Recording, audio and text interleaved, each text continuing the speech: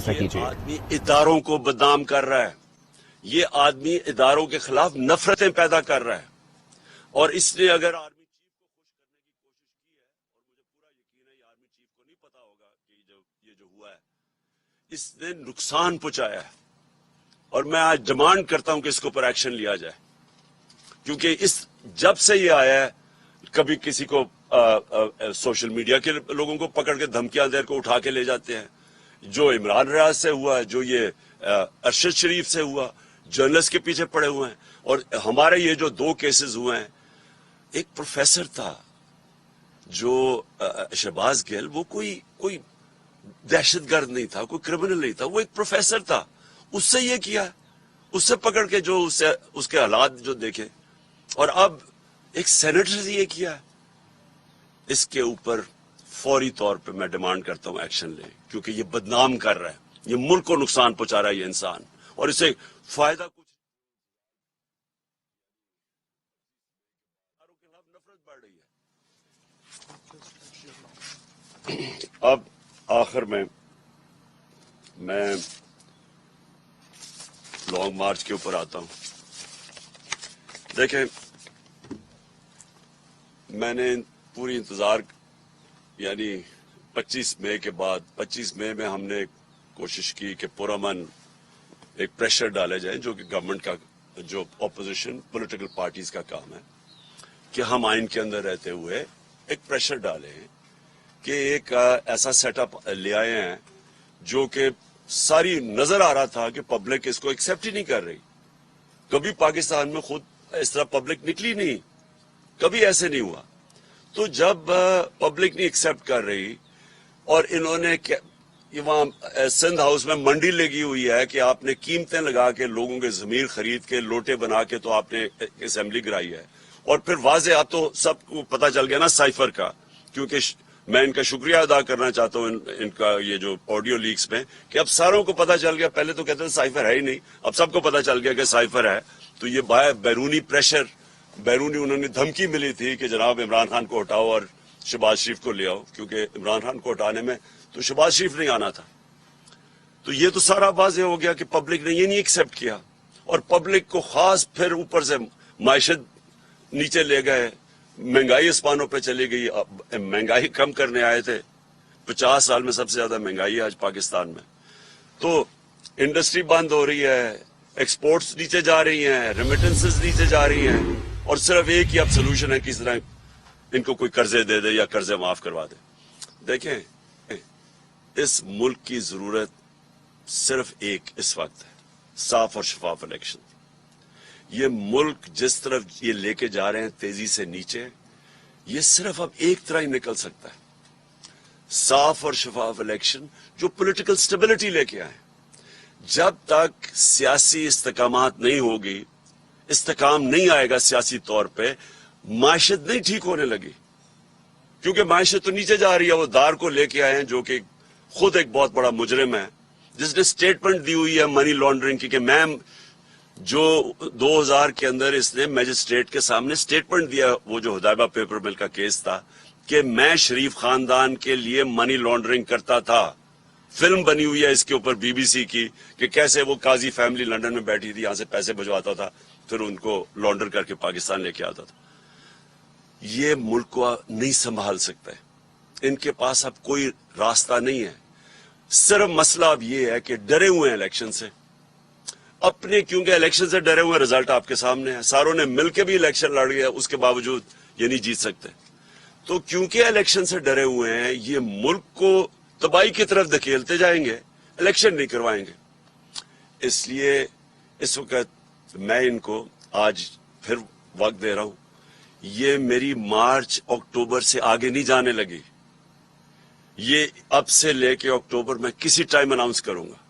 میں ان کو ٹائم دے رہا ہوں کہ ابھی بھی آپ کے پاس وقت ہے، ملک کی خاطر اپنے آپ کو بچاتے بچاتے ملک کو تباہ نہ کریں۔ اور میں ابھی بھی کہتا ہوں کہ یہ ہے ٹائم آپ کے لیے الیکشن اناؤنس کرنے کا۔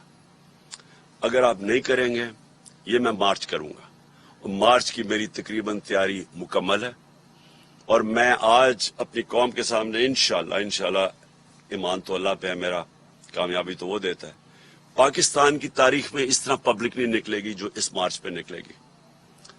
میں ٹائم دے رہا ہوں, آپ کے پاس ہے, چند دن ہے, اور اس کے بعد میں یہ اناؤنس کر دوں گا. ایک دفعہ مارچ ہو گئی اور ایک دفعہ پبلک جب سڑکوں پہ نکلاتی ہے, یہ یاد رکھیں کہ اب تک ہماری ساری 6 مہینے کی سٹرگل آپ دیکھ لیں, آئین کے بیچ میں رہ کے کیے.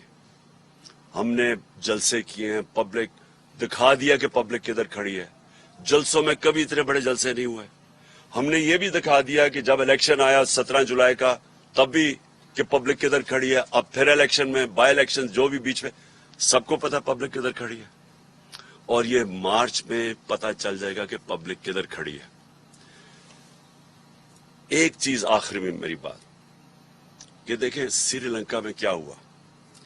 سری لنکا میں پبلک جب خود آ جاتی ہے سڑکوں کے اوپر, اور وہ صرف 2.5 کروڑ لوگوں کا ملک ہے, یہاں ہے 22 کروڑ لوگوں کا ملک, اور یہاں ایک دفعہ پبلک سڑکوں پہ آ گئی, یہاں کوئی کسی کے پاس طریقہ نہیں ہے کہ اس کے بعد کیوس کو کون روکے گا. اور ابھی تک سڑکوں پہ کیوں نہیں آئی؟ جو انہوں نے خاص طور پہ یہ جو 5 مہینے میں انہوں نے جو مہنگائی کی ہے 50 سال میں سب سے زیادہ, جو بجلی کے بل, ساری چیزیں جو مہنگی ہوئی ہیں اور انڈسٹری بند ہو رہی, اس لیے سڑکوں پہ نہیں آئی کیونکہ ایک پولیٹیکل پارٹی ان کو منظم طریقے سے احتجاج میں لے کے جاتی ہے اور واپس لے آتی ہے. لیکن ایک دفعہ جب ہم مارچ اناؤنس کر دیں گے اور اس وقت پبلک سڑکوں پہ اوپر آ جائے گی, تو یہ پھر یہ یاد رکھنا کہ وہ اور جس طرح کی پبلک نکلے گی, وہ پھر اس کا کوئی گارنٹی نہیں کر سکتا کہ جب اتنی پبلک اور جتنی تعداد میں انشاءاللہ پبلک نکلے گی تو اس کا پھر کیا نتیجہ آئے گا.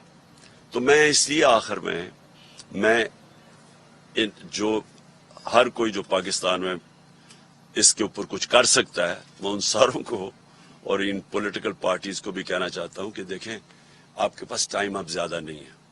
ہم یہ اکتوبر کے آگے نہیں جانے لگے, ہم نے فیصلہ کر چکے ہیں.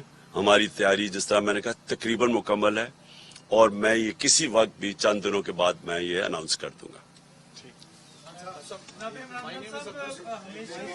ہر پریس کانفرنس میں ہم سوال کرتے ہیں کہ مذاکرات ہو رہے ہیں کیا تحریک انصاف کے کسی کنفیوژن ہے خان صاحب, ابھی تک واضح طور پہ نہیں کہا جا رہا, کیا واقعی کسی لیول پہ مذاکرات تحریک انصاف کے ہو رہے ہیں؟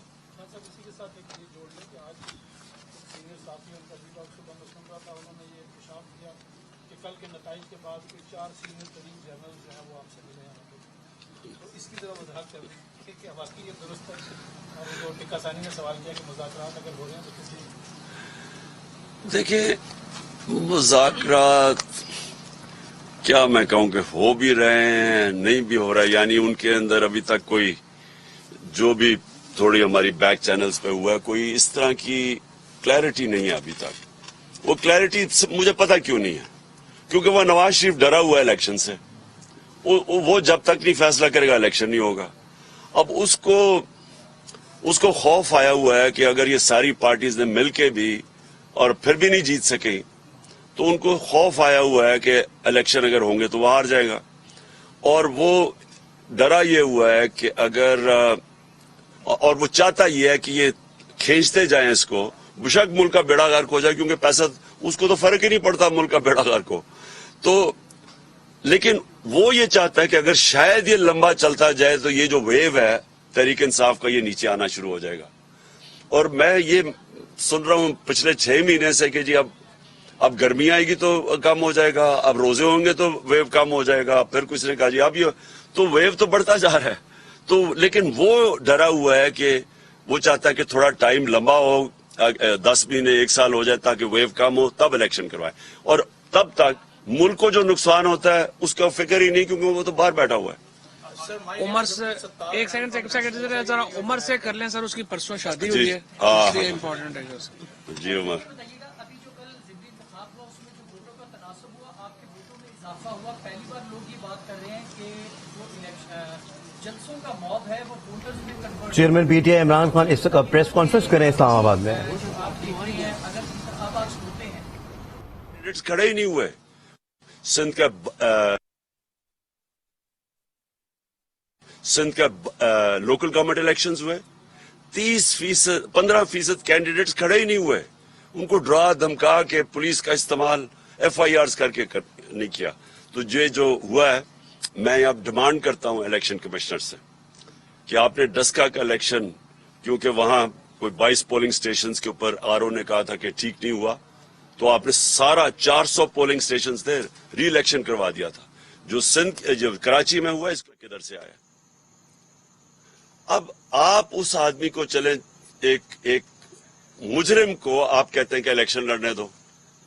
मेरा तो पूरा दिल है, क्यों देखे मैं तो एक स्पोर्ट्समैन रह चुका हूं, मैं तो कमजोर टीमों से खेलता ही मेरा दिल ही नहीं करता था। मैं शायद वाहिद कैप्टन था जब कमजोर टीम आती मैं किसी और को खिलाऊं, तो मैं तो चाहता हूं कि वो आए और उसके साथ मेरा मुकाबला हो। लेकिन साथ साथ ये सोच ले कि फिर हमने मुजरिमों को, यानी जुर्म में कोई बुरी चीज ही नहीं है, कोई भी आके इलेक्शन लड़ ले। वैसे जो एनआरओ मिल गया, अब मुझे लगता है वो वैसे ही बरी हो जाएगा, तो चलो अच्छा आए मुकाबला करे। लेकिन वो इतना डरपोक आदमी है, वो तब तक नहीं मैच खेलता था जब तक उसका अपना अंपायर खड़ा ना हो। जिमखाना क्लब के अंदर आज भी किसी से पूछ लें, बड़े लोग हैं या अभी जो खेलते थे हमारे साथ, ये सलमान लोगी से पूछ लें, जो वो पहले अपना अंपायर लेके आता था दोनों तरफ, फिर खड़ा होकर बैटिंग करता था। बल्कि वो एक दो सहाफियों ने भी ये इसके ऊपर लिखा हुआ है। तो वो कभी खेल ही नहीं सकता मैच सही तरह न्यूट्रल अंपायर से। इदारों की शिकस्त, देखिए इदारों की आपने देखिए, कौन चाहता है कि अपने मुल्क के इदारों के साथ आपका मुकाबला हो? यानी वो तो अपना ही नुकसान करना है ना, मुल्क का नुकसान है। मुल्क की सबसे बड़ी पार्टी का किसी भी इदारे के साथ अगर क्लैश होता है, अदलिया हो, फौज हो, नुकसान तो मुल्क का है। और हमने पूरी कोशिश की है, हालांकि कई जगह हमें कॉर्नर भी किया गया है, मैं ये कहूंगा कि हमें दीवार के साथ भी लगाया गया है, लेकिन उसके बावजूद मैंने पूरी कोशिश की है कि हम कोई ऐसी चीज ना करें कि हमारे इदारों को नुकसान पहुंचे। राना सनाउल्लाह साहब रोज कहते हैं जी कि फोर्स का यूज करेंगे अगर आप इस्लामाबाद आए, और आप कह रहे हैं कि जी मैं इस्लामाबाद आऊंगा, तो अगर लॉ एंड ऑर्डर की सिचुएशन पैदा हुई और यहाँ पे चीजें पॉइंट ऑफ नो रिटर्न पे गई और किसी तहरीक इंसाफ के चेयरमैन इमरान खान इस्लामाबाद में